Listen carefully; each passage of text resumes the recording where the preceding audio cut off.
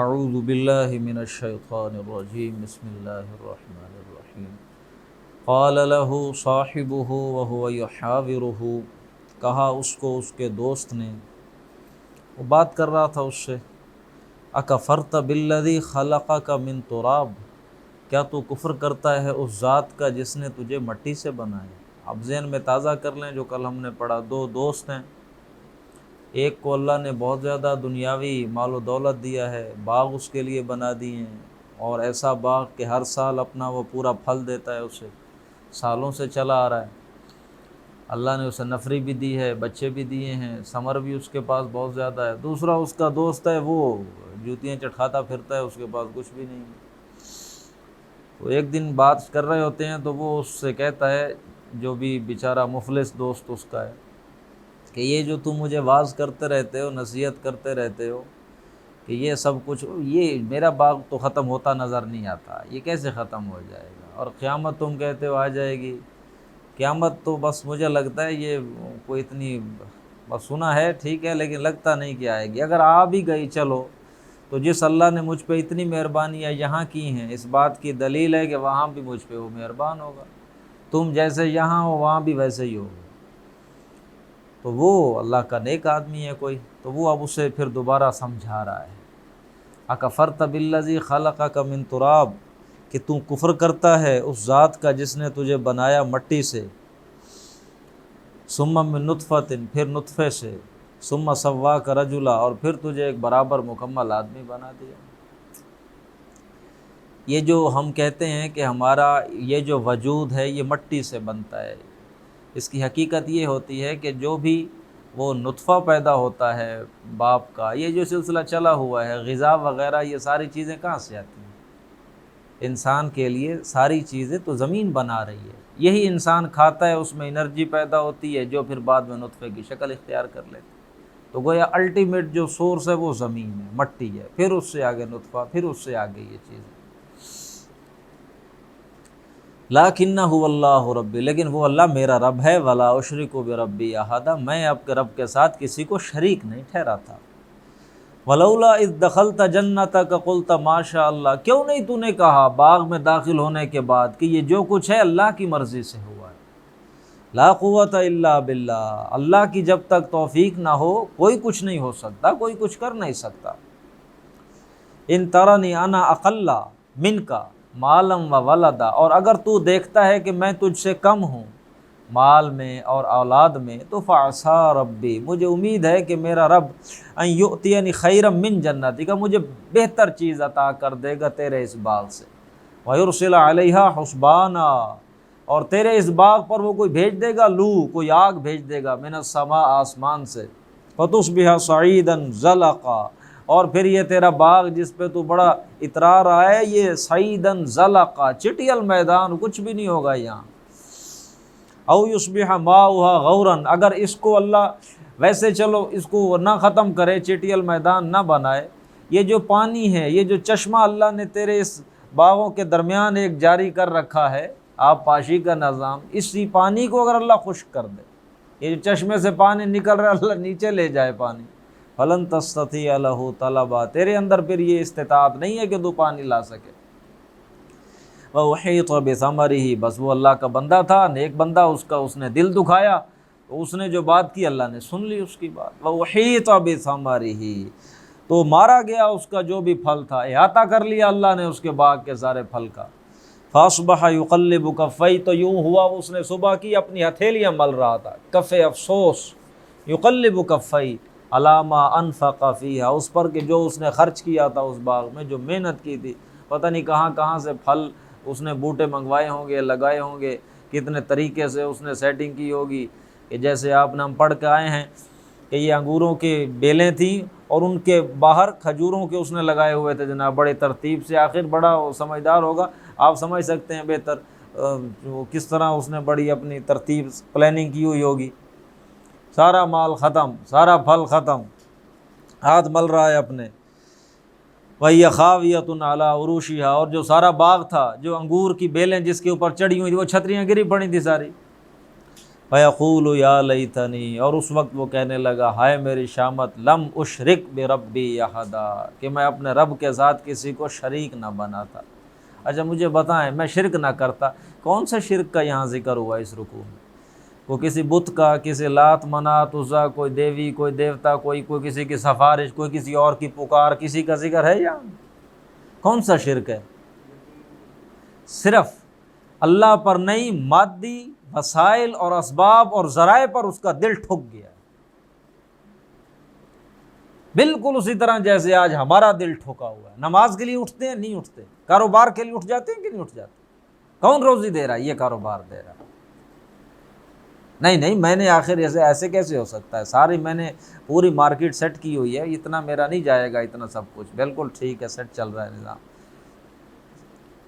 آج کے دور میں جو مادہ پرستی کا شرک ہے، یہ ہے اس رکوع کے اندر جسے ہائی لائٹ کیا۔ اس نے اللہ کا تو انکار کہیں نہیں کیا، مانتا ہے اللہ کو، دونوں دوست ہیں بھائی، ایسا نہیں ہے کہ ایک اس میں کافر ہے اور ایک مومن ہے، دونوں مومن ہیں۔ دوسرا جو اسے واز کر رہا ہے صرف اس لیے کہ تو بھروسہ مسبب الاسباب پہ کر، اسباب پہ نہ کر، یہ تو اسباب ہے، مادی اسباب، یہ اصل اس کو سمجھنے کی چیز۔ وَلَمْ تَكُنْ لَهُ فِئَةٌ يَنْصُرُونَهُ مِنْ دُونِ اللَّهِ، تو پھر نہ ہوئی اس کے لیے کوئی جماعت جو اس کی مدد کرتی اللہ کے سوا۔ وَمَا كَانَ مُنْتَصِرًا، اور نہ تھا وہ اس قابل کہ کس سے انتقام لیتا، اللہ سے بدلہ لے سکتا ہے؟ هُنَالِكَ الْوَلَایَةُ لِلَّهِ الْحَقِّ، یہاں ولایت تو صرف اللہ کی ہے، وہ اللہ جو حق ہے۔ ولایت کا مطلب حکومت، بادشاہی۔ حکومت تو یہاں اس دنیا میں کس کی ہے؟ صرف اللہ کی، برحق، سچ۔ ایک لفظ آپ سنتے ہیں پڑھتے ہیں ولایت، ولایت کا مطلب ہوتا ہے یہ جو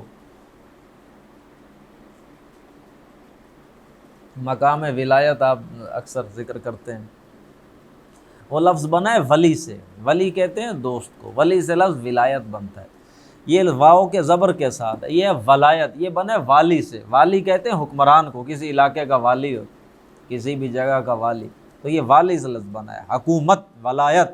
ولایت کس کی ہے؟ اللہ کی ہے۔ وہ خیر ثوابا و خیر عقبا، وہ اللہ بہتر ہے ثواب دینے کے اعتبار سے بھی، اور وہی اللہ بہتر ہے انجام کے اعتبار سے بھی، وہی بہتر کرنے والا ہے انجام کو بھی۔ وَاضْرِبْ لَهُمْ مَثَلَ الْحَيَاةِ الدُّنْيَا، بیان کیجئے ذرا ان کے لیے مثال اس دنیا کی زندگی کی، یہ جو دنیا کی تم زندگی گزارتے ہو اس کی کیا حقیقت ہے، میرے نبی ذرا ان کو بتائیے۔ کَمَاءٍ أَنزَلْنَاهُ مِنَ السَّمَاءِ، یہ تو ایسے ہی ہے کہ جیسے ہم آسمان سے پانی اتار دیتے ہیں، فَاخْتَلَطَ بِهِ نَبَاتُ الْأَرْضِ، پھر رل مل کے، مل جل کے اس کے ساتھ پیدا ہو جاتا ہے نبات الارض، زمین کی نباتات پیدا ہو جاتی، سبزہ نکل آتا ہے، گھاس نکل آتا ہے، پودے نکل آتے ہیں۔ ہاں جی، ہم نے پانی اتارا، پھر اس کے ساتھ مل جل کے نیچے سے کیا نکل آتے ہیں؟ پودے نکل آتے ہیں۔ فَأَصْبَحَ هَشِيمًا، اور پھر وہ ہو جاتا ہے چورا چورا، تَذْرُوهُ الرِّيَاحُ، ہوائیں لیے پھرتی ہیں۔ یہ ایک پورا پروسیس ہے، یہاں اسے بہت مختصر کر دیا ہے۔ سورۃ حدید میں اللہ نے تفصیل سے بتلایا کہ یہ جو نبات الارض نکل آتی ہے، نباتات، سبزہ، فصل اگتی ہے، پھر وہ جوان ہو جاتی ہے، بڑی ہوتی ہے، لہلہانے لگتی ہے، پھر اس کے بعد اس کے اوپر پھل لگتا ہے، پھر وہ زرد ہونے لگ جاتی ہے، اور پھر اس کے بعد اسے کاٹ لیا جاتا ہے، اور پھر وہی نظارہ چٹیل میدان، کہیں کہیں وہ توڑی پڑی ہوتی ہے اس کے دانے وغیرہ۔ یہ ایک پورا پروسیس ہے پلانٹ لائف کا، جو سائیکل ہے، 3 ماہ کا کہہ لیں، 4 ماہ کا کہہ لیں، 6 ماہ، گندم وغیرہ 3-4 ماہ 5 ماہ کا ان کا سائیکل ہے۔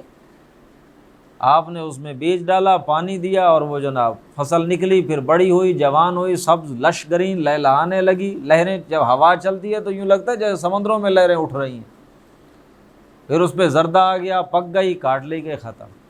یہ پلانٹ کا لائف سائیکل ہے۔ اسی طرح ہیومن کا لائف سائیکل ہے لارجر سکیل پہ، یہ 3-4 میں وہ 60-70 سال کا کر لیں۔ اے میرے نبی بیان کریں ان کو دنیا کی زندگی، یہ تو اسی طرح ہی ہے، جیسے پانی آتا ہے، نیچے سے پودے نکل آتے ہیں، فصل نکل آتی ہے، پھر وہ بڑی ہوتی ہے، بچہ ہے پیدا ہوا، پھر اس کے بعد بچپنا، پھر جوان ہو گیا، پھر اس کے بعد ذرا پختہ عمر، ادھیڑ عمری آ گئی، پھر بالوں میں سفیدی آ گئی، پھر جھک گیا، اور پھر جناب پھر وہ زمین کے اندر چلا گیا۔ دیکھیے جب فصل نکلتی ہے تو پانی کہاں سے آتا ہے؟ آسمان سے آتا ہے۔ بیج کہاں ہوتا ہے؟ زمین میں نکل آتا ہے باہر۔ اسی طرح جب انسان پیدا ہوتا ہے، روح کہاں سے آتی؟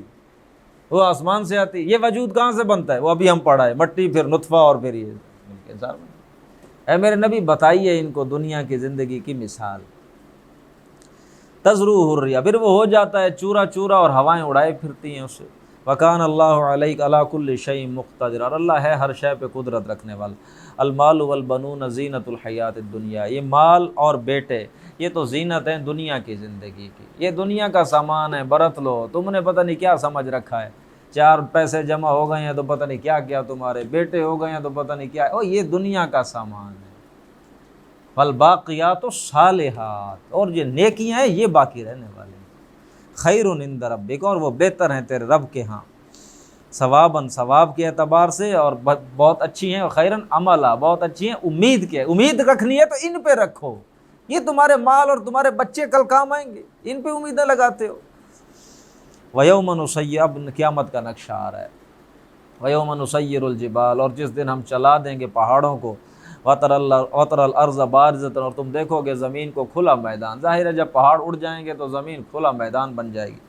وَحَشَرْنَاهُمْ، اور ہم ان سب کو اکٹھا کر دیں گے، فَلَمْ نُغَادِرْ مِنْهُمْ أَحَدًا، تو کسی کو بھی ہم نہیں چھوڑیں گے، سارے اکٹھے کر دیں گے۔ وَعُرِضُوا عَلَىٰ رَبِّكَ صَفًّا، اور یہ پیش کیے جائیں گے تمام لوگ تیرے رب کے سامنے بالکل صف در صف، اور اللہ پھر فرمائے گا لقد جئتمونا، آ گئے ہو ہمارے پاس، کما خلقناکم اول مرہ، اسی طرح جیسے ہم نے تمہیں پہلی دفعہ پیدا کیا تھا۔ جب ساری روحیں اللہ نے، یہ دیکھیے پہلی دفعہ ہماری پیدائش ہوئی تھی جب روحیں بنائی گئی، وہ پہلی پیدائش تھی، زمین میں تو دوسری پیدائش ہے جو یہاں آئے ہیں، پہلی پیدائش جب روحیں بنائی گئی تھی، اور وہ روحیں تمام کی تمام آدم سے لے کے آخر انسان تک اکٹھے رب کے سامنے کھڑی تھی، اور قیامت کو پھر سارے اسی طرح اکٹھے رب کے آ گئے ہمارے پاس، تم جیسے ہم نے تمہیں پہلی دفعہ پیدا کیا تھا۔ بل زعمتم ان نجعل لکم موعدا، لیکن تمہیں دنیا میں جا کے پھر یہ گمان ہو گیا تھا، تمہیں زوم لاحق ہو گیا تھا کہ اللہ نجعل لکم موعدا، کہ ہم ہرگز نہیں بنائیں گے تمہارے لیے کوئی موعد، کوئی وعدے کا وقت، دوبارہ ملاقات، تم بھول گئے تھے، تم نے یہ خیال کر لیا تھا اب دوبارہ نہیں جانا، وہ جو رب سے ملاقات ہے تم نے خیال ہی نہیں لاتے تھے، آ گئے نا اسی طرح جیسے پہلے میرے سامنے کھڑے تھے تم۔ ووضع الکتاب، پھر رکھ دیے جائیں گے ان کے سامنے اعمال نامے، فطر المجرمین، پھر آپ دیکھیں گے مجرموں کو، مشفقین، کانپ رہے ہوں گے، مما فی، اس چیز سے کہ جو اس میں ہوگا اعمال نامے میں، یقولون، اور وہ کہیں گے یا ویلتنا ما لہذا الکتاب، ہائے ہماری شامت یہ کیسا اعمال نامہ ہے، لا یغادر صغیرۃ ولا کبیرۃ الا احصاها، اس نے نہ تو کوئی چھوٹی شے چھوڑی ہے نہ بڑی، ہر شے کو شمار کر رکھا ہے۔ ووجدوا ما عملوا، اور وہ پالیں گے جو بھی انہوں نے عمل کیا، حاضرہ، موجود، فلا یظلم ربک احدا، اور تیرا رب ظلم نہیں کرے گا کسی پر بھی۔ وَإِذْ قُلْنَا لِلْمَلَائِكَةِ، جب ہم نے فرشتوں سے کہا اسجدوا لِآدَم، جھک جاؤ بھائی آدم کے سامنے، فسجدوا الا ابلیس، سب نے سجدہ کیا سوائے ابلیس کے، کان من الجن، وہ تھا جنوں میں سے، ففسق عن امر رب، اس لیے اس نے اپنے رب کی نافرمانی کی۔ یہاں علت بتائی جا رہی ہے، فرشتہ رب کی نافرمانی نہیں کرتا، وہ تو لا یعصون اللہ ما امرہم ویفعلون ما یؤمرون، اس نے نافرمانی کی کیونکہ وہ کون تھا؟ جنوں میں سے۔ افتتخذونہ وذریتہ اولیاء، کیا تم اب بناتے ہو اس کو اور اس کی ذریت کو اولیاء، اپنا دوست مجھے چھوڑ کر، وہم لکم عدو، حالانکہ وہ تمہارے لیے دشمن ہیں، بتایا نہیں آپ کو، تم پھر مجھے چھوڑ کر اس کو اپنا دوست بناتے ہو، بئس للظالمین، بہت ہی برا ہے یہ جو ظالموں نے بدل اپنا لیا ہے، مجھے چھوڑ کر ان کو دوست بنا لیا۔ ما شہدتہم خلق السماوات، میں نے تو انہیں شہید نہیں بنایا تھا زمین و آسمان کی تخلیق پر، ولا خلق انفسہم، نہ ان کی اپنی تخلیق پر، وما کنت متخذ المضلین عضدا، اور نہ میں بناتا ہوں یہ گمراہ کرنے والوں کو اپنا مددگار۔ جب میں نے زمین آسمان بنائے یہ تو شاہد نہیں تھے، یہ تو شہید نہیں تھے، میں نے انہیں تو نہیں بولی، یہ تو گواہ نہیں بنایا تھا، نہ ان کی اپنی تخلیق کے وقت، اور میں گناہ گاروں کو، یہ گمراہ کرنے والوں کو اپنا مددگار نہیں بناتا۔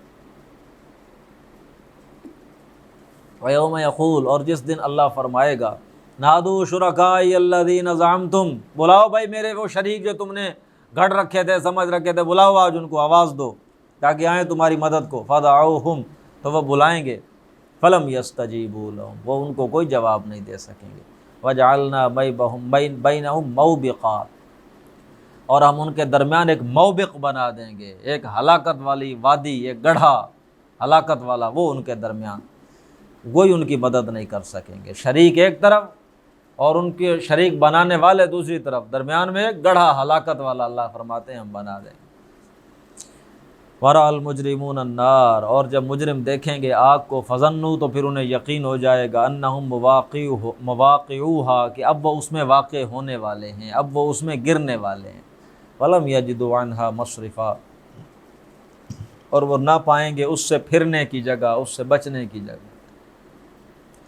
وَلَقَدْ صَرَّفْنَا فِي هَذَا الْقُرْآنِ، ہم نے اس قرآن میں بیان کر دیا ہے بار بار مختلف انداز میں، للناس، لوگوں کے لیے، من کل مثل، ہر طرح کی بات، وَكَانَ الْإِنسَانُ أَكْثَرَ شَيْءٍ جَدَلًا، اور انسان سب سے زیادہ جھگڑالو ہے ساری مخلوق سے۔ وَمَا مَنَعَ النَّاسَ أَن يُؤْمِنُوا إِذْ جَاءَهُمُ الْهُدَىٰ، نہیں روکا لوگوں کو ایمان لانے سے جب ان کے پاس ہدایت آ گئی، وَيَسْتَغْفِرُوا رَبَّهُمْ، اور اپنے رب سے استغفار کرنے سے، کسی چیز نے نہیں روکا، الا، مگر اس بات نے کہ ان تأتیہم سنت الاولین، کہ اب آ کے رہے گا ان کے اوپر طریقہ پہلے لوگوں کا، او یأتیہم العذاب قبلا، یا آئے گا ان کے سامنے عذاب۔ وما نرسل المرسلین الا مبشرین ومنذرین، ہم نہیں بھیجتے رسولوں کو مگر خوشخبری دینے والا اور ڈرانے والا بنا کر۔ ویجادل الذین کفروا، اور یہ جو کافر لوگ ہیں جھگڑا کرتے ہیں بالباطل، باطل کی طرف سے، جھوٹ کی طرف سے جھگڑا کرتے ہیں جناب، اس کے حمایتی بن کر، لیدحضوا بہ الحق، تاکہ حق کو مٹا دیں، تاکہ حق کو نیچا کر دیں۔ واتخذوا آیاتی ورسلی، واتخذوا آیاتی، اور یہ بنا لیتے ہیں میری آیات کو، وما انذروا، اور جو انہیں انذار کیا جاتا ہے، ڈرایا جاتا ہے، ہزوا، ٹھٹھا مذاق بنا لیتے ہیں ان چیزوں کو۔ ومن اظلم، کون بڑا ظالم ہوگا، ممن، اس شخص سے بڑھ کر، ذکر بآیات ربی، جسے اپنے رب کی آیتوں سے نصیحت کی جاتی ہے، اسے رب یاد دلایا جاتا ہے، فارضانہ، پھر منہ موڑ لیتا ہے، ونسی ما قدمت یدا، بھول جاتا ہے اس کے دونوں ہاتھوں نے آگے کیا بھیج دیا ہے، کیا بھیج رکھا ہے اس کے دونوں ہاتھوں نے۔ انا جعلنا علی قلوبہم اکنۃ، ہم نے ان کے دلوں پر غلاف چڑھا دیے ہیں، غلاف ڈال دیے ان کے دلوں پر، ان یفقہوہ، وہ اب اسے سمجھ نہیں سکیں گے، وفی آذانہم وقرا، اور ان کے کانوں میں ثقل ہے، بوجھ ہے، ڈیفنس ہے، بہرا پن ہے۔ وَإِن تَدْعُوهُمْ إِلَى الْهُدَىٰ، اور اب اگر آپ انہیں بلائیں گے ہدایت کی طرف، فَلَن يَهْتَدُوا إِذًا أَبَدًا، تو اب یہ کبھی بھی ہدایت نہیں پا سکیں گے، اب وہ اس لیول پر پہنچ چکے ہیں، پوائنٹ آف نو ریٹرن۔ اور ربک الغفور ذو الرحمہ، اور آپ کا رب تو بخشنے والا ہے، بڑی رحمتوں والا ہے۔ لو یؤاخذہم بما کسبوا، اور اگر وہ لوگوں کی کمائیوں کی وجہ سے پکڑنا شروع کر دے تو لعجل لہم العذاب، تو بڑی جلدی عذاب دے دے۔ پیچھے ہم پڑھ کر آئے ہیں کہ اگر وہ پکڑ لے لوگوں کو ان کے مواخذے، ان کے کمائیوں کی وجہ سے، تو ایک جانور بھی باقی نہ چھوڑے پیچھے، یہ اس لائق ہی نہیں، وہ ابھی جھیل دیتا ہے، چھوڑے رکھتا ہے، مہلت دیتا ہے، جلدی نہیں کرتا۔ بل لہم موعد، لیکن ان کے لیے اس نے بنایا ایک موعد، ایک وعدہ بنایا، وعدہ کیا ہے ایک وقت کا مقرر کا۔ لن یجدوا من دونہ موئلا، تو وہ جب وعدہ آ جائے گا پھر اس سے نہیں بچ سکیں گے، اس سے کوئی بچاؤ کی راہ نہیں ہوگی۔ وَتِلْكَ الْقُرَىٰ أَهْلَكْنَاهُمْ لَمَّا، یہ بستیاں ہیں جن کو ہم نے ہلاک کر دیا جب انہوں نے ظلم کیا۔ وَجَعَلْنَا لِمَهْلِكِهِمْ مَوْعِدًا، اور ان سب کی ہلاکت کے لیے بھی ہم نے ایک وقت طے کیا ہوا تھا، ان کو بھی پورا وقت دیا تھا، ان کو بھی ہلاک اس وقت کیا جب ان کا وہ وقت آ گیا۔ وَإِذْ قَالَ مُوسَىٰ، وہی آگے دو رکوع آ رہے ہیں حضرت موسیٰ علیہ السلام کے ایک سفر پر مبنی ہیں کہ انہوں نے ایک شخص کی طرف گئے ہیں، اب وہ شخص کون ہے اس کے بارے میں بھی کوئی وضاحت نہیں ہے کہ کوئی فرشتہ ہے یا کوئی انسانوں میں سے کوئی ایسا آدمی ہے جسے اللہ نے، جیسے شیطان کو لمبی زندگی دی ہوئی ہے اس کو بھی کوئی لمبی زندگی دی ہوئی ہے، اب اللہ جانتا ہے اس کی کیا حقیقت ہے، وہ روایات مختلف آتی ہیں، لیکن یہ کوئی ایسا شخص ہے جس کے پاس موسیٰ علیہ السلام گئے، آیا کہ اللہ نے بھیجا ان کی تعلیم و تربیت کے لیے، یا وہ خود گئے کہ کچھ ان سے سیکھائیں، اللہ نے فرمایا جاؤ بھائی میرا ایک بندہ ہے اس سے کچھ سیکھو۔ واللہ عالم فی ھذا الباب، اللہ بہتر جانتا ہے یہ کیا تھا۔ ایک شخص کے پاس گئے ہیں، اس کا نام خضر بتایا جاتا ہے، وہ کو اللہ نے اسے حکمت دی ہوئی ہے، تکوینی علم دیا ہوا ہے، تو یہ اس کے پاس جاتے ہیں تو اسے کہتے ہیں کہ جناب مجھے اللہ کے، آپ کو جو اللہ نے دیا ہوا ہے علم حکمت کا، مجھے اس میں سے کچھ سکھائیں، پھر آگے یہ باتیں آتی ہیں ہم پڑھ لیتے ہیں اس میں۔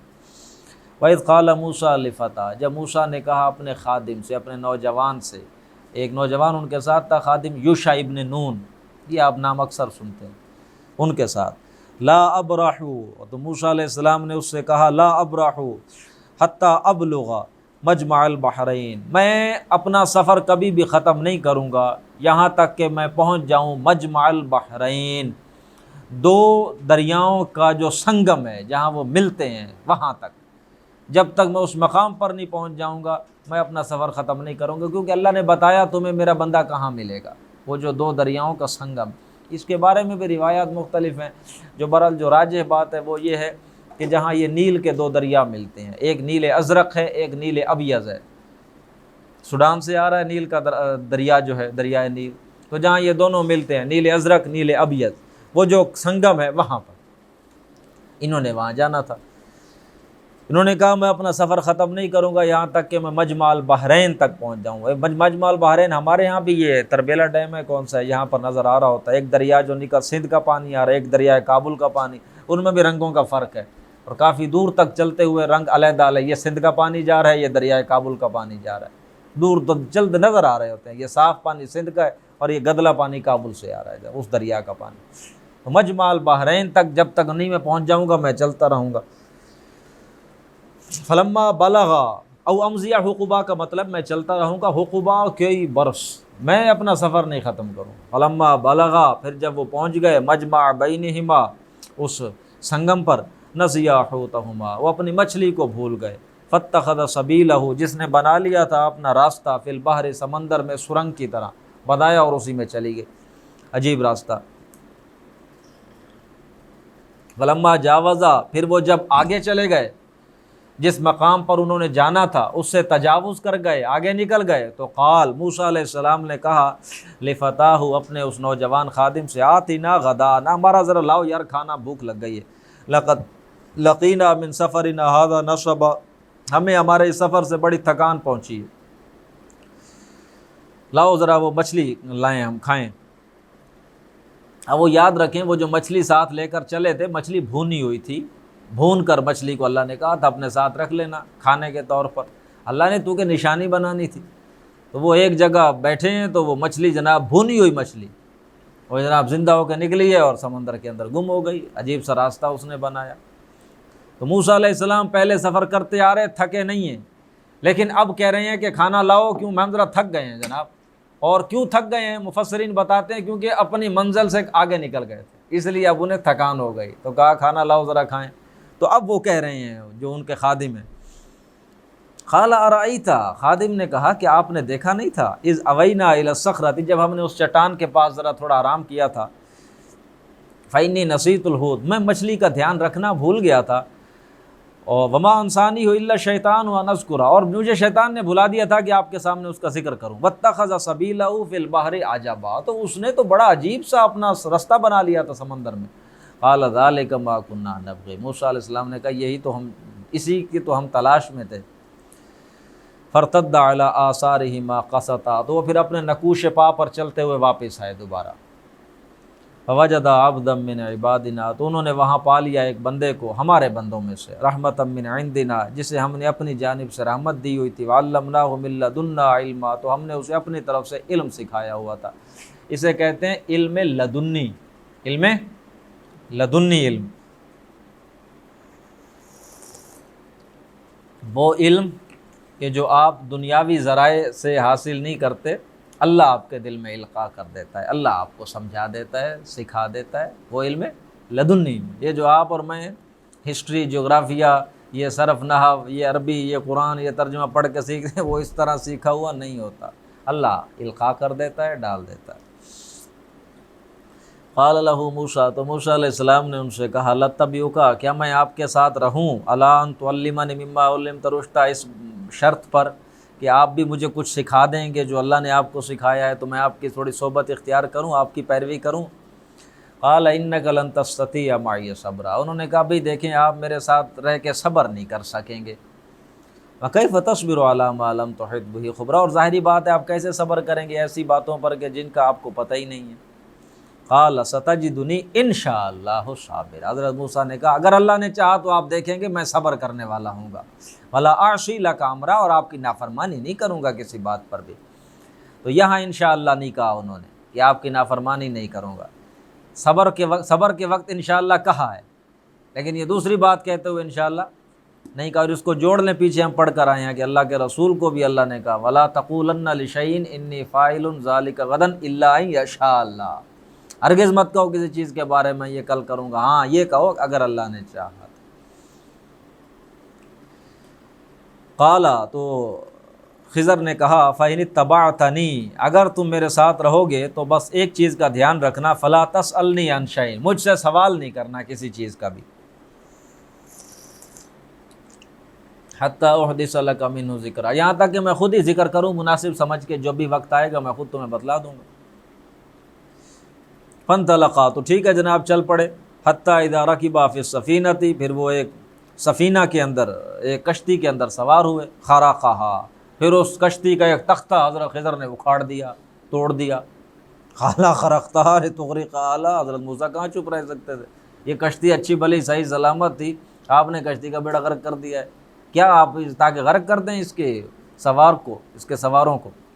لقد جئت شیئا امرا، بڑی عجیب بات آپ نے کی، عجیب کام کیا آپ نے۔ قال الم اقل انک لن تستطیع معی صبرا، انہوں نے کہا میں نے کہا نہیں تھا کہ آپ چپ نہیں رہ سکیں گے، آپ سے صبر ہونا کوئی نہیں۔ قال لا تؤاخذنی بما نسیت، اچھا موسیٰ نے کہا دیکھیں میری پکڑ نہ کریں، میں بھول چوک ہو گئی، بھول چوک معاف ہوتی ہے، تو مجھ سے بھول ہوگی، آپ مجھے ولا ترہقنی من امری عسرا، سختی نہ کریں میرے معاملے میں، ایک دفعہ ہی مجھے اب رد نہ کر دیں کہ چلو اب میں تمہیں نہیں سکھاتا، بس ہو گئی مجھ سے بھول، معاف کر دیں۔ فانطلقا، چلیں پھر چل پڑے، حتی اذا لقیا غلاما، پھر ایک لڑکے کے ملے، فقتلہ، تو حضرت خضر نے اس بچے کو قتل کر دیا۔ قال قتلت نفسا زکیۃ بغیر نفس، تو حضرت موسیٰ علیہ السلام پھر بول پڑے کہ آپ نے ایک پاکیزہ لڑکا، پاکیزہ جان قتل کر دی ہے بغیر اس بدلے میں کہ اس نے کسی کو قتل کیا ہو۔ لقد جئت شیئا نکرا، یہ تو بہت ہی بری حرکت ہے جو آپ نے کی، یہ تو کام اچھا نہیں ہے۔ قال الم اقل لک انک، اب ذرا ڈانٹ کر حضرت خضر کہہ رہے میں نے کہا نہیں تھا تمہیں پہلے بھی، لکا کے اضافے کے ساتھ اب یہ سیغہ ہے جملہ کہ تم سے صبر نہیں ہونا۔ قال ان سألتک عن شیء بعدھا، تو موسیٰ فرماتے ہاں ٹھیک ہے مجھے پھر یاد آ گیا، اگر میں دوبارہ اب پوچھوں نا آپ سے، فلا تصاحبنی، ٹھیک ہے پھر آپ مجھے بھگا دینا یہاں سے، پھر آپ مجھے اپنے ذات نہ رکھیے گا، قد بلغت من لدنی عذرا، پھر میری طرف سے مطلب یہ کہ آپ کو حجت ہو جائے گی، ایک دفعہ ایک موقع اور دے دیں، پھر آپ کو میری طرف سے پھر آپ مجھے بھلے ساتھ نہ رکھیے۔ فانطلقا، چلے ٹھیک ہے پھر چل پڑے، حتی اذا اتیا اہل قریہ، پھر وہ کچھ بستی والوں کے پاس آئے، استطعما اہلہا، کھانا مانگا ان سے کہ کچھ تھوڑا مسافر ہیں بھائی کھلاؤ، فابوا، انہوں نے کہا نہیں جی معذرت، بڑے کو عجیب لوگ تھے بستی والے، کھانا کھلانے سے انکار کر دیا۔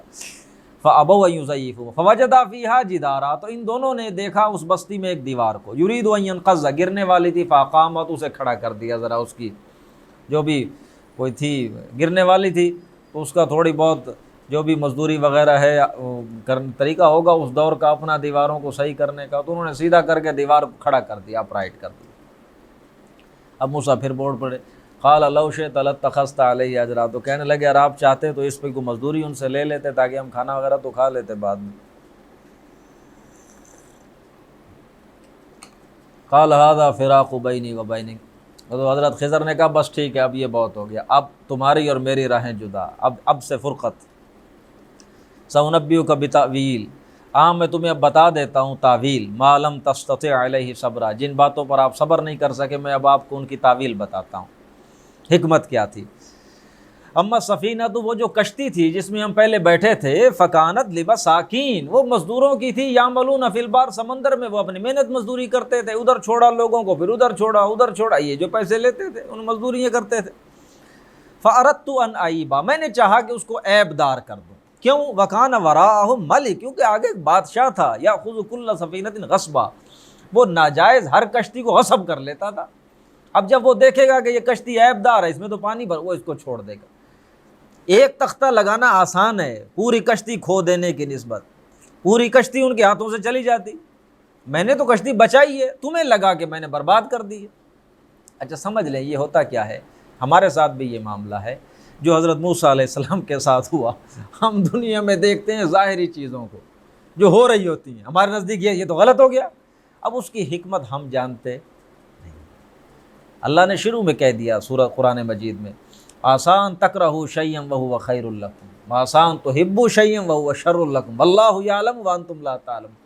ہو سکتا ہے تم کسی چیز کو ناپسند کرو اور وہ تمہارے لیے بہتر ہو، اور ہو سکتا ہے تم کسی چیز کو پسند کرو اور وہ تمہارے لیے شر ہو، بری ہو۔ اللہ جانتا ہے، تم نہیں جانتے۔ بچہ چھت سے گر کے مر گیا، اب وہ جو والدین ہیں وہ تو 4-5 سال اس صدمے سے ہی نہیں نکلتے، اب انہیں کیا پتا کہ اس نے بڑے ہو کر کیا کیا کیا کیا آفتے۔ اللہ کا تو احسان ہو گیا، اللہ نے تو رحمت والا معاملہ کیا۔ یہ جو تکوینی معاملات چل رہے ہوتے ہیں ہم ان کی حکمت جانتے ہیں، اللہ جانتا ہے۔ ہمیں تو ایمان رکھنا ہے بیدک الخیر، تیرے ہاتھوں میں کیا ہے؟ خیر ہے۔ حضرت موسیٰ وہ حکمت سمجھ، وہ دنیا ظاہر دیکھ رہے ہیں، جیسے ظاہری تو بڑی غلط بات ہے، اب وہ بتا رہے ہیں حکمت۔ اور آگے کیا ہے جناب؟ اما الغلام، اور لیکن وہ جو لڑکے کا معاملہ ہے، فکان ابواہ مومنین، اس کے والدین مومن لوگ تھے، فخشینا، ہمیں ڈر ہوا، ان یرہقہما طغیانا و کفرا، کہ یہ لڑکا ان کو مجبور کرے گا، تنگ کرے گا، طغیانا و کفرا، سرکشی اور کفر سے، اپنے والدین کے لیے پریشانیاں پیدا، جینز ہی بڑے گندے تھے اس کے۔ فَأَرَدْنَا أَن يُبْدِلَهُمَا، تو ہم نے ارادہ کیا کہ بدل دے ربہما، ان کا رب ان کے لیے، خیرا منہ، اس سے بہتر، زکاتن، پاکیزگی کے اعتبار سے، وَأَقْرَبَ رُحْمَا، اور رحم اور شفقت کے اعتبار۔ اب جو بچہ اللہ انہیں دے گا رحیم ہوگا، شفقت کرنے والا، عزت کرنے والا ہوگا، پاک ہوگا۔ وَأَمَّا الْجِدَارُ، اور تیسری جو تھی دیوار، فَكَانَ لِغُلَامَيْنِ يَتِيمَيْنِ، وہ 2 غلام بچوں کی تھی، فی المدینۃ، شہر کے اندر، وَكَانَ تَحْتَهُ كَنْزٌ لَهُمَا، اور اس کی بنیاد میں، اس کی جڑوں میں دفینہ تھا، ایک خزانہ تھا جو دفن ان کے والد نے کیا تھا۔ وَكَانَ أَبُوهُمَا صَالِحًا، ان کا باپ نیک آدمی تھا، ان کے باپ نے خزانہ دفن کیا اس کی جڑ میں، تو اس کا انتظام اب اللہ کر رہا ہے، نیک لوگوں کے اللہ یوں کام کرواتا ہے۔ فَأَرَادَ رَبُّكَ، تو تیرے رب نے یہ چاہا، أَن يَبْلُغَا أَشُدَّهُمَا، کہ یہ دونوں بچے بڑے ہو جائیں، وَيَسْتَخْرِجَا كَنْزَهُمَا، اور خود اپنا خزانہ نکالیں۔ اب یہاں ایک اور چیز نوٹ کریں، پہلے جو دونوں کام تھے وہ اچھے نہیں تھے، پھٹا توڑنا کشتی کا، اور دوسرا یہ بچہ قتل کر دینا، یہ کام اچھے۔ حضرت خضر نے ان کی نسبت اپنے طرف کی، میں نے چاہا یوں کر دوں، میں نے چاہا یوں کر دوں، یہ تیسرا کام اچھا تھا۔ اس میں وہ کیا فرما رہے ہیں؟ تیرے رب نے چاہا کہ یوں کر دیں۔ تو یہ ہماری سنت ہے، ہمارا طریقہ ہے، ہمارا موقف ہے اہل سنت کا، کہ بری چیزوں کی نسبت ہم کس کی طرف کرتے ہیں؟ اپنے، یہ ہم سے ہوا، یہ ہم نے کی۔ اچھی چیز کی نسبت اللہ کی طرف کرتے ہیں، یہ اللہ کا احسان ہے، اللہ نے ہمیں یہ طریقہ سکھایا ہے۔ ذَلِكَ تَأْوِيلُ مَا لَمْ تَسْطِع عَلَيْهِ، یہ ہے حکمت جس پر تم صبر نہیں کر سکے۔ وَيَسْأَلُونَكَ عَنِ ذِي، اب یہ تیسرا سا، اب یہ 2 رکوع، اب یہ 1 رکوع آ رہا ہے حضرت ذوالقرنین کے۔ یہ سوال ہوا تھا کہ ذوالقرنین کون ہے، یہودیوں نے سوال پوچھا تھا۔ تو ذوالقرنین کے بارے میں آپ سمجھ لیں کہ یہ ایران کا بہت بڑا بادشاہ تھا۔ یہ تقریباً پچھلے 100 سال پہلے، 100 سال چھوڑ دیں، پچھلے 1300 سال تو لوگوں کو کیا پتہ ہوگا، لوگ الیگزینڈر دی گریٹ کو کہتے رہے ہیں ذوالقرنین۔ الیگزینڈر دی گریٹ بھی نہیں کہنا چاہیے، یہ جو ہسپانی، جو مقدونیہ سے چلا تھا، دریائے بیاس تک آیا تھا، سکندر اعظم جسے کہا جاتا ہے، اس کے بارے میں، حالانکہ اس کا کردار بالکل میچ نہیں کرتا اس کردار سے جو اللہ دے رہے ہیں۔ یہ تو بڑا نیک اور صالح آدمی ہے جس کا یہاں نقشہ پیش کیا جا رہا ہے۔ تو یہ اب چونکہ کھدائی ہوئی ہے ایران میں، ایک مقبرہ دریافت ہوا، پتہ چلا، اور اس میں مقبرے کے اندر ایک مل گیا مجسمہ بھی ایسے شخص کا کہ جس کے اوپر سر پہ ایک تاج ہے، اور جس تاج میں 2 سینگ پڑے ہوئے، ذوالقرنین، 2 سینگوں والا۔ تو پتہ چلا یہ ذوالقرنین ہے۔ اس کی کوئی تھوڑی بہت تاریخ، کہ اس کا اصل نام سائرس تھا، ہاں، کہ خورس، کہ خسرو، یہ اس کا اصل نام ہے، کہ خورس، ہاں جی، سائرس پہ کہتے ہیں اسے۔ اللہ نے اسے بادشاہ دی۔ اس کا اصل کام 2 سنگ، اس نے ایران کے، دراصل 2 ممالک، 2 مملکتیں تھیں ایران کی، اس نے ایران کے ان دونوں علاقوں کو ملا کر ایک ملک بنا دیا۔ اسی لیے علامت کے طور پہ اس نے اپنے سر پہ وہ 2 سینگ لگائے ہوئے تھے۔ ایک ایران کا حصہ تھا پارس، جسے فارس سے مشہور تھا، اور دوسرا تھا پتہ نہیں اس کا بھی کوئی نام اسی طرح کا تھا۔ اس نے ان دونوں کو ملایا۔ نہیں، عراق تو علیحدہ شروع سے ہے، عراق شروع سے ہی علیحدہ ہے، تو اس کی وجہ سے یہ ذوالقرنین، اس نے اپنے سینگ، اپنے تاج کے اندر 2 سینگ لٹکائے ہوئے تھے۔ اس کو کہا جاتا ہے ذوالقرنین۔ اب یہودیوں کو اس سے کیا دلچسپی ہے یہ سمجھ لیں۔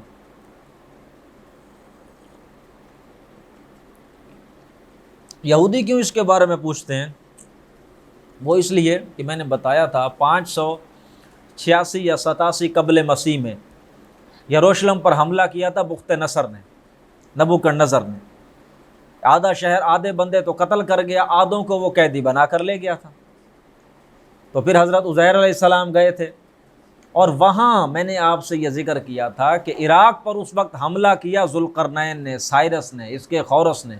اللہ نے زور دیا اس کو، اس نے بڑا علاقے وسیع سلطنت کی، عراق کو فتح کیا، تو اس نے انہیں کہا تھا کہ بھئی تم واپس جا سکتے ہو جہاں سے آئے ہو، مجھے تمہاری کوئی ضرورت۔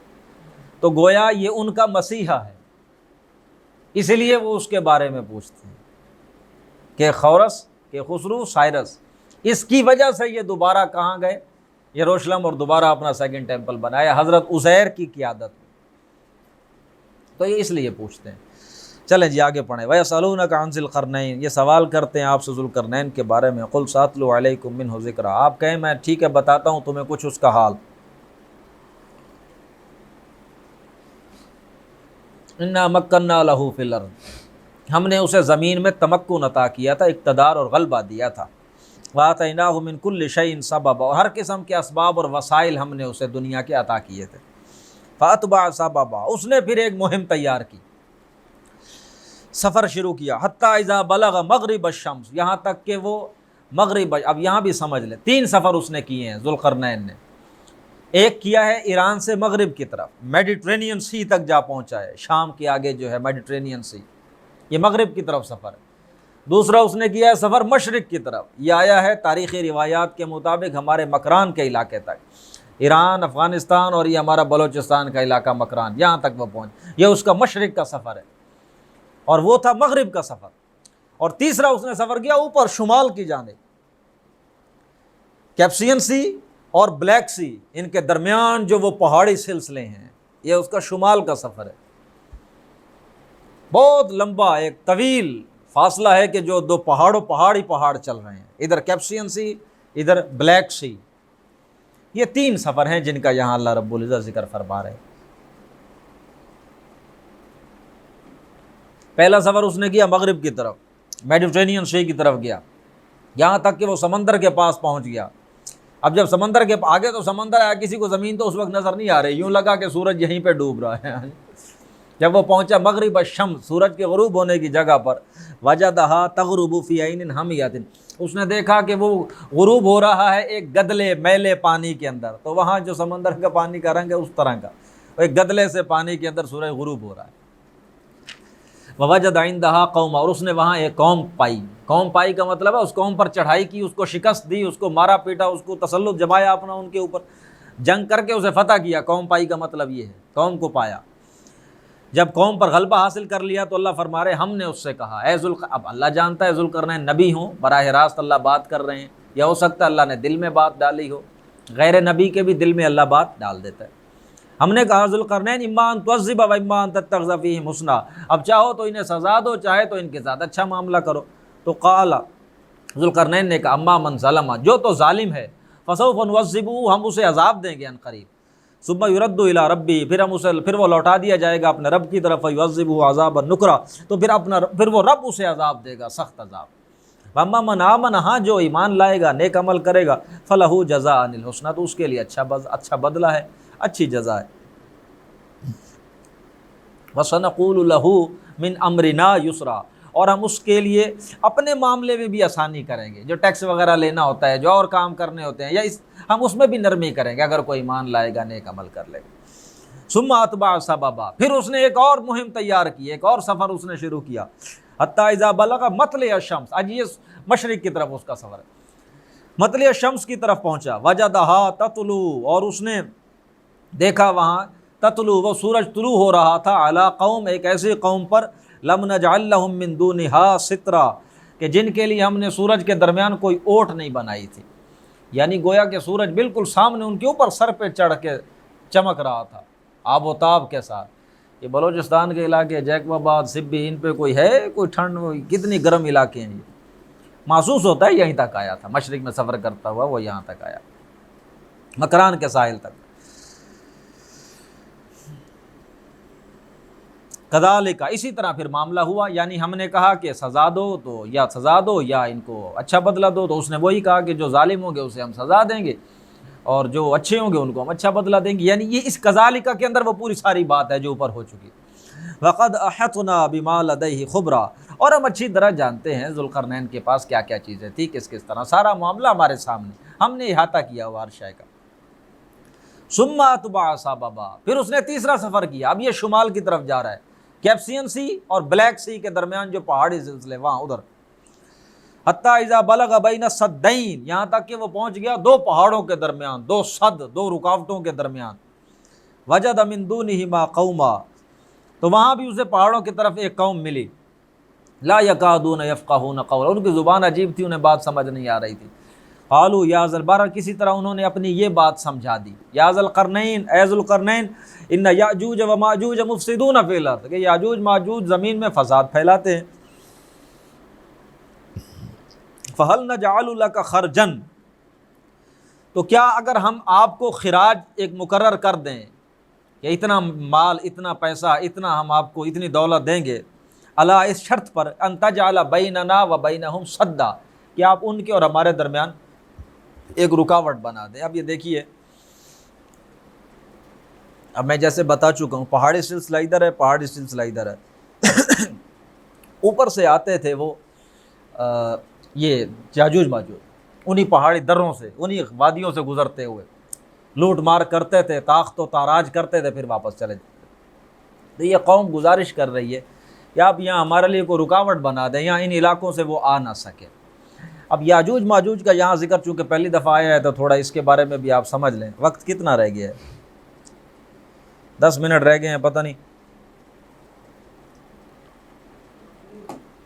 سورت ختم ہوتی ہے کہ نہیں۔ حضرت نوح کے 3 بیٹے، حام، سام اور یافس۔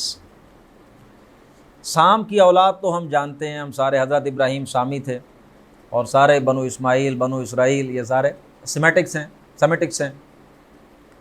یافس، یہ حضرت نوح کے جو بیٹے تھے، ان سے جو نسل آباد ہوئی وہ بہت سارے، ان کے آگے یافس کے بیٹے بہت سارے تھے جن کا تورات میں نام ملتا ہے۔ ان کے اندر 2 ہیں جن کا نام ہے گوگ اینڈ میگوگ، یاجوج اور ماجوج۔ حضرت نوح کے بیٹے یافس کی اولاد میں، ان کی نسل کے اندر یہ یاجوج ماجوج جن کا نام لیا جاتا ہے۔ اور یہ ہیں کون؟ یہ وہی ہیں جو ان علاقوں سے اوپر شمال کی طرف چڑھ گئے تھے، اسکینڈینیوین کنٹریز ہیں، ان کے ساتھ روس کا علاقہ ہے، پھر اس کے بعد یہ جو ہندی چین ہے، یہ سارا، یہ یلو ریسز جتنی بھی ہیں، یہ سارے یاجوج ماجوج وہی ہے، انہی کی اولاد، انہی کی نسل، ایک ہی نسل ہے یہ ساری۔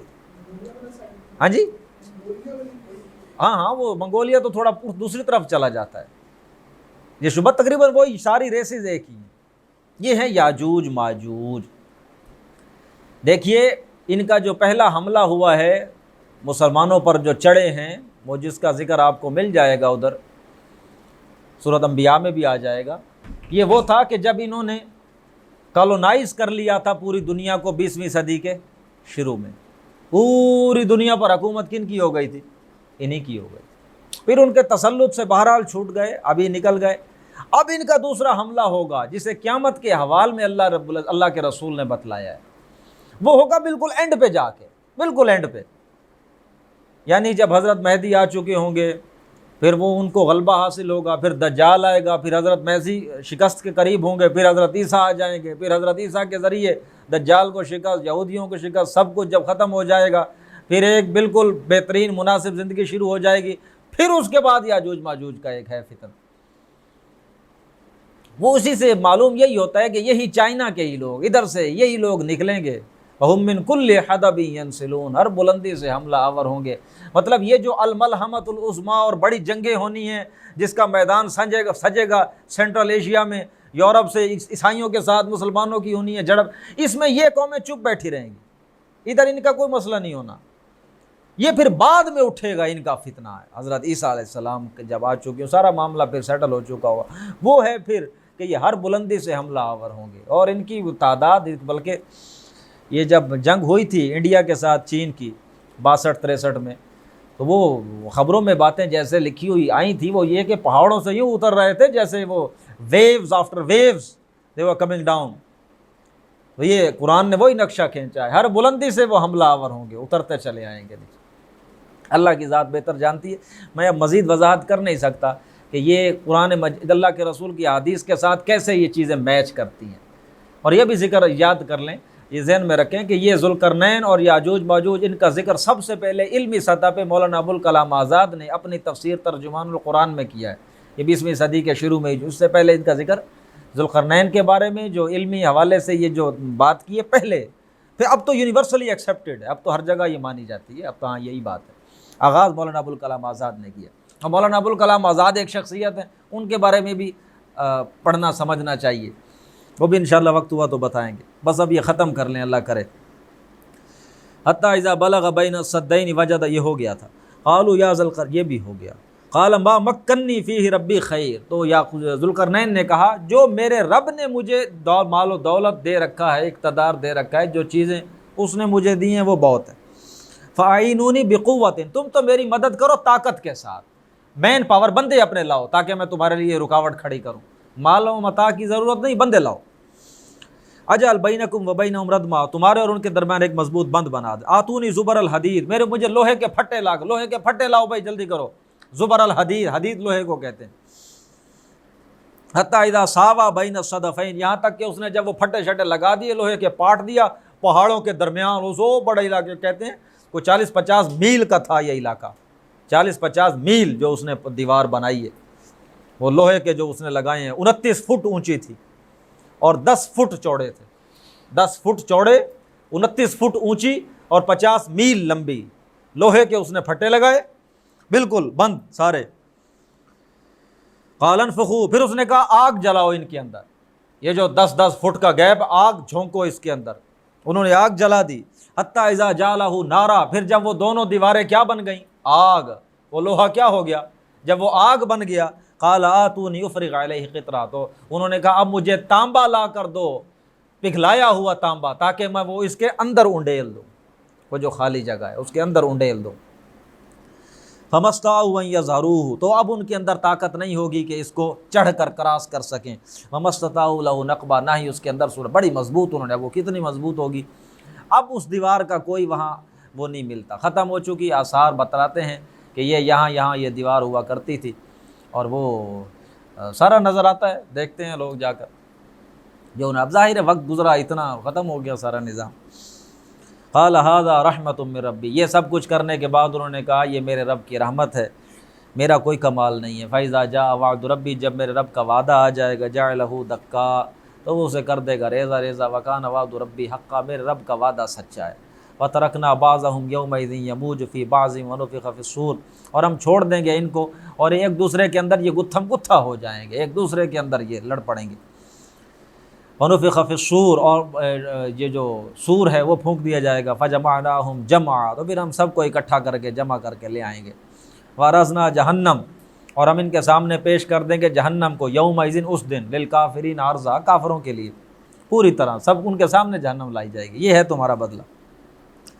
الذین کانت اعینہم فی غطاء عن ذکری، وہ لوگ کہ جن کی آنکھوں پر ہمارے ذکر سے ایک پردہ سا پڑا ہوا تھا، اوٹ سی آئی ہوئی تھی. وکانوا لا یستطیعون سمع، اور وہ طاقت ہی نہیں رکھتے تھے بات سننے سمجھنے کی. آخری رکوع. افحسب الذین کفروا، کیا کافروں نے یہ سوچ لیا ہے، ان یتخذوا عبادی من دونی اولیاء، کیا میرے بندوں کو میرے خلاف یہ حمایتی بنا لیں گے؟ یہ حضرت عیسیٰ جن کو یہ خود میرا بندہ میرے خلاف ان کا حمایتی بنے گا.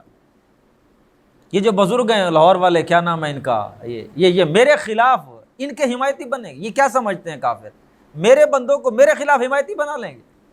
انا اعتدنا، کہاں گیا، ہاں، انا اعتدنا جہنم للکافرین نزلا، ہم نے کافروں کے لیے جہنم کو ابتدائی مہمان نوازی کے لیے تیار کر رکھا ہے. قل، آپ کہہ دیجئے، هل ننبئکم بالاخسرین اعمالا، میں تمہیں بتاؤں اپنے اعمال کے اعتبار سے سب سے گھاٹے میں رہنے والے کون ہیں.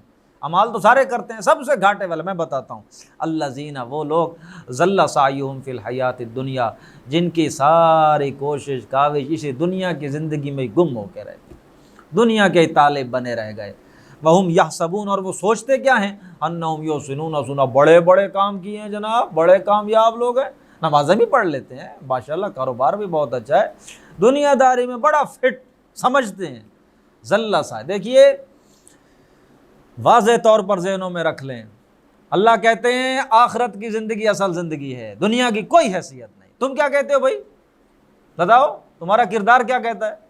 ہمارا کردار تو یہ کہتا ہے دنیا ہی سب کچھ۔ کہاں تم نے مانی اللہ کی بات؟ لاکھ نمازیں پڑھو، لاکھ سجدے، اللہ کو کیا چاہیے؟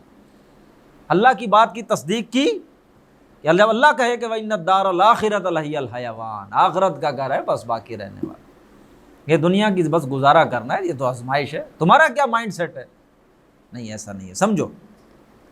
اولئک الذین کفروا، یہ وہ لوگ ہیں جنہوں نے کفر کر دیا اپنے رب کی آیات کا۔ اب وہ کافر اس معنوں میں نہیں ہے، حقیقی کافر ہیں جن کے دلوں پر ٹھکا نہیں ہے اللہ پر ایمان، ولقائی، اور اس کی ملاقات کا، حابطت اعمالہم، ان کے سارے اعمال ضائع ہو جائیں گے، فلا نقیم لہم یوم القیامۃ وزنا، قیامت کے دن کوئی وزن ہم ان کے اعمال کا قائم نہیں کریں گے، ذالک جزاؤہم، یہ ان کا بدلہ ہے جہنم، بما کفروا، ان کے کفر کی وجہ سے، واتخذوا آیاتی اور رسلی ہزوا، میری آیتوں کو رسولوں کو مذاق بنا لیا، ان الذین آمنوا وعملوا الصالحات، یقیناً وہ لوگ جو ایمان لائے جنہوں نے نیک عمل کیے، کانت لہم جنات الفردوس نزلا، ان کے لیے ہوگی مہمان نوازی جنات الفردوس کی، خالدین فیہا، ہمیشہ رہیں گے اس میں، لا یبغون عنہا حولا، اس سے نکلنا نہیں چاہیں گے۔